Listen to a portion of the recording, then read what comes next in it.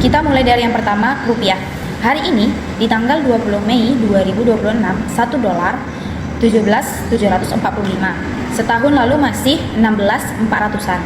Dalam setahun, rupiah sudah melemah lebih dari 8%. Dan sudah 7 minggu berturut-turut tanpa berhenti. Dampaknya langsung ke kita, yang dimana Indonesia banyak impor gandum, kedelai, komponen elektronik, semua dibayar pakai dolar. Kalau dolar makin mahal, harga barang kita ikut mahal. Itu yang disebut imported inflation. Tekanan kedua, harga minyak konflik AS-Iran yang meletus awal dari 2026, bikin pasar minyak kacau. Harga naik lebih dari 60% sejak Januari. Sekarang sudah di atas 100 dolar per barel. Subsidi BBM bisa bengkak lebih dari 150 triliun.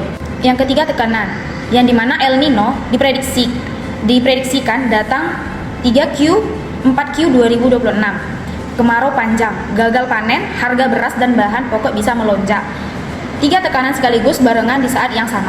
Nah, disinilah Bank Indonesia masuk. Bank Indonesia punya beberapa pilihan.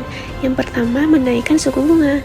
Suku bunga Bank Indonesia sekarang di 4,75% dan diprediksi akan dinaikkan 25 basis poin menjadi 5% di rapat Dewan Gubernur Mei kemarin.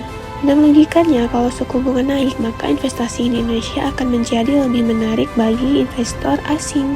Mereka masuk membawa dolar dan rupiah menjadi lebih kuat. Permintaan agregat tertahan, kemudian tekanan harga mereda. Kemudian pilihan yang kedua, intervensi di pasar falas. Bank Indonesia bisa langsung menjual cadangan dolar untuk menahan agar rupiah tidak jatuh terlalu dalam. Ini seperti rem darurat, efektif jangka pendek, tapi cadangan devisa ada batasannya. Tapi tidak ada pilihan yang sempurna. Kalau suku bunga dinaikkan, maka cicilan KPR akan naik atau meningkat. Kemudian kredit usaha kecil makin mahal dan investasi makin melambat. Makanya Bank Indonesia harus forward looking, yaitu mengambil keputusan hari ini untuk dampak yang baru yang terasa di 6-18 bulan ke depan. Ingat ya, bukan bereaksi, tapi mengantisipasi. Supaya lebih terbayang, kita ikuti perjalanannya lewat satu orang, yaitu Pak Andi, punya warung sembako kecil di pinggir jalan. Langkah pertama, rapat BI. BI memutuskan naikkan suku bunga dari 4,75% menjadi 5%. Langkah kedua, bank ikut menyesuaikan, bank komersial ikut naikkan suku bunga pinjaman. Pak Andi yang mau pinjam modal tambahan sekarang, bunganya lebih mahal. Dipikir 2 kali.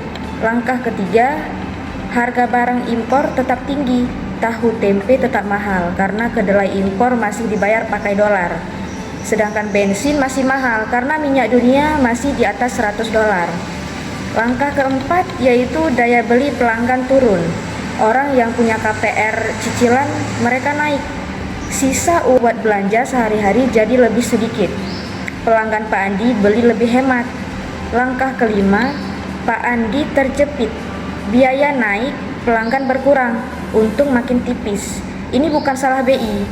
BI sedang menjaga agar inflasi tidak meledak lebih jauh, tapi konsekuensinya tetap dirasakan oleh Pak Andi sendiri dan jutaan orang sepertinya. Itulah transmisi kebijakan moneter dari gedung rapat BI melewati bank, pengusaha, sampai akhirnya nyampe di meja makan kita. Selanjutnya, kalau El Nino beneran datang dan panen gagal, apakah BI bisa menyelesaikan dengan naikkan suku bunga? Nah, jawaban jujurnya itu tidak sepenuhnya. Kalau harga beras naik bukan karena orang kebanyakan duit, tetapi karena berasnya emang tidak ada menaikkan suku bunga, tidak akan menambah stok beras. Itu yang disebut supply shock, masalah di sisi pasokan. Bukan permintaan yang bisa BI lakukan menjaga agar shock ini tidak merembet ke ekspektasi inflasi yang lebih luas. Kalau masyarakat percaya BI bisa kendalikan inflasi, mereka tidak akan panik dan memborong barang. Di mana untuk menambah stok pangan dibutuhkan kebijakan lain, impor beras tepat waktu, operasi pasar, subsidi langsung ke petani, dan koordinasi lintas kementerian. BI tidak bisa bekerja sendiri. Maka justru itu kita tidak perlu panik pada saat inflasi terjadi. Jadi, rekomendasi dari kami adalah yang pertama, BI perlu menaikkan suku bunga, tapi berharap naik 25 basis poin di Mei ini sudah tepat.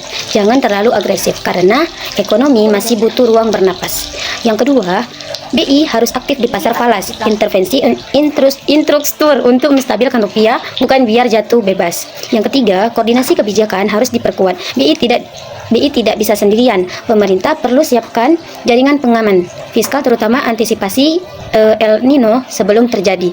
Intinya, kebijakan moneter bukan obat ajaib, tapi tanpa BI yang sigap dan forward looking tidak ditekankan, ini bisa jadi satu badai besar yang menghantam semua lapisan masyarakat.